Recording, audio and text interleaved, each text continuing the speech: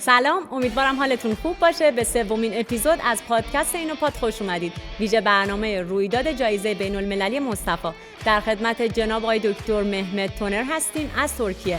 مهندسی مکانیک از دانشگاه فنی استانبول، مهندسی مکانیک در دانشگاه MIT، دکترای مهندسی پزشکی. On behalf of Iran International Innovation District, I would like to extend a warm welcome to you, Mehmet Toner. Thank you so much. Shall we start?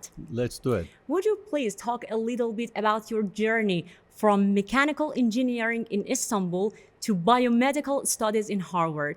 Well, it wasn't a straight path for sure.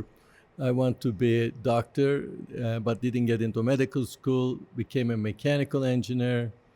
Then I moved to MIT, Massachusetts Institute of Technology, to do my graduate study, my doctorate degree there, and discovered a field called biomedical engineering, which was a department between Harvard Medical School and MIT.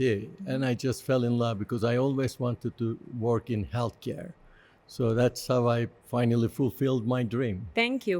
What motivated you to leave traditional engineering and move into the medical field? Well, several things. One is curiosity. I love the problems. I love complex problems, and I love problems at the interface of multiple disciplines. And so I just loved that I could work in engineering, biology, and clinical medicine all at once, and that's what motivated me. Good. What changes did your 35 years of experience at Harvard and MGH bring? Changes in me?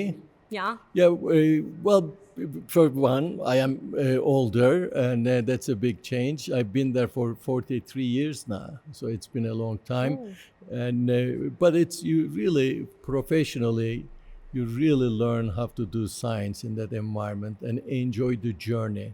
I learned to enjoy the journey more than the goal. That was the great motto. Yes. What impact has cryobiology had on the theory of intracellular ice formation?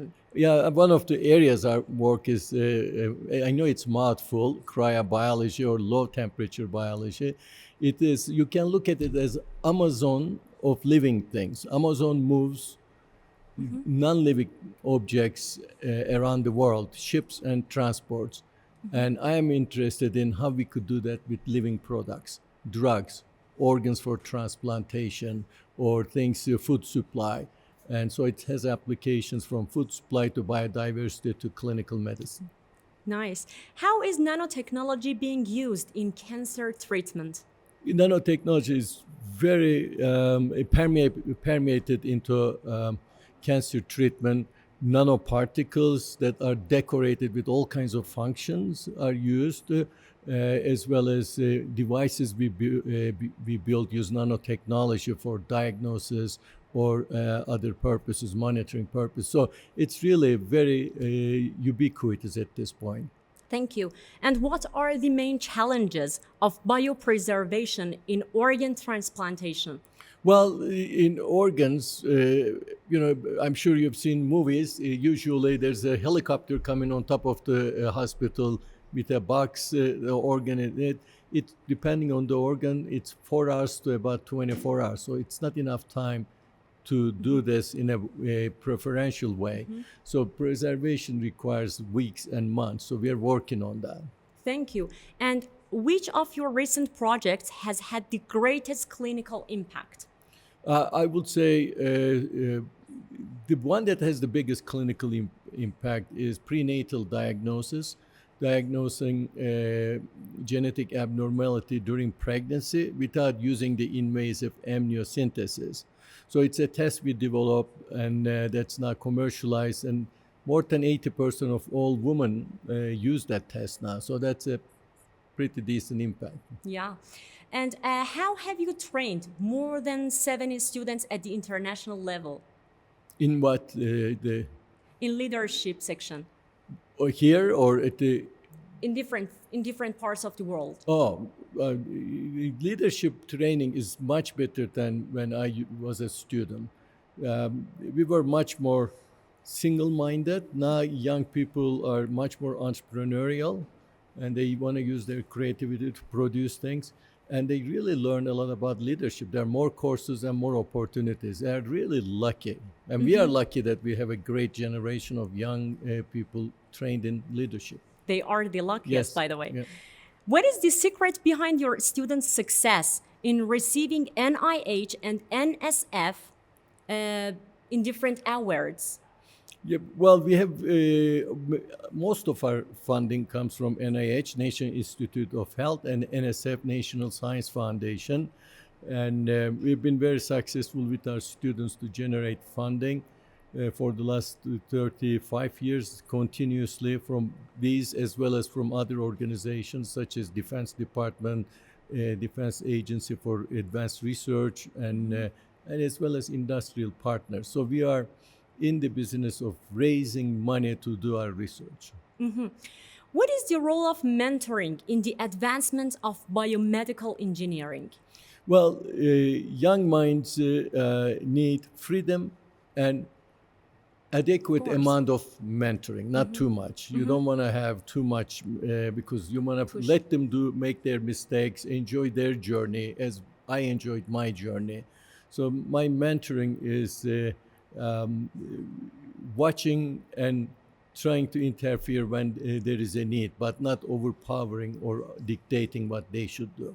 Also motivate them. Motivate them, yeah. Thank you. Course. And how do you see the future of biomedical engineering in the next 10 years? Well, it's one of the exciting areas. It started maybe 30, 40 years ago, depending who you listen to. And there's a new term called convergent science. And they say after molecular biology revolution, we had the genomic revolution. The third one is convergent science, which brings engineering, physical sciences, and medical sciences together. So biomedical engineering is living its prime now. Thank you. And what is your advice to young Turkish engineers who want to enter biotechnology? Any young, they don't have to be Turkish, but and also any field, especially in scientific area. I always say the number one thing, make sure your curiosity is high. You ask questions. You don't try to be right all the time. You try to make the right decisions, but always operate at high curiosity so that if you do that, you will renew yourself intellectually every day. Thank you. And this would be my last question. What is the role of innovation parks in your field? Innovation parks play a major role in translating ideas from academia to industry. I'm very keen on that. I have done it many times, translated our ideas into companies and been very successful. And it's a innovation parks created structure that you can do this much easier. It will de-risk the idea and increases the success rate. So it's very critical. And the innovation park here was absolutely first rate, state of the art. It was wonderful to see it. That's your kindness. Thank you. And I do appreciate Dr. Mehmet. Thank you to have a great time. It was really great to talk to you.